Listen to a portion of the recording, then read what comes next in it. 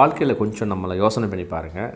நீங்களும் கொஞ்சம் யோசனை பண்ணி பாருங்கள். ஒரு பணம் நம்ம ஒரு தொகை பயன்படுத்துகிறோம், செலவு செய்கிறோங்கும் பொழுது நம்மளோட மனநிலை எப்படி இருக்குன்னு பாருங்கள். நிறைய பேர் என்ன பண்ணுறீங்கன்னா, இவன் நம்மக்கிட்ட வேலை செய்கிறான், இவனுக்கு இந்த சம்பளம் தரதே வேஸ்ட்டு, இந்த பணம் தரது தண்டத்துக்கு கருமாந்திரம் அப்படின்னு சொல்லி பணத்தை கொடுக்குறீங்க.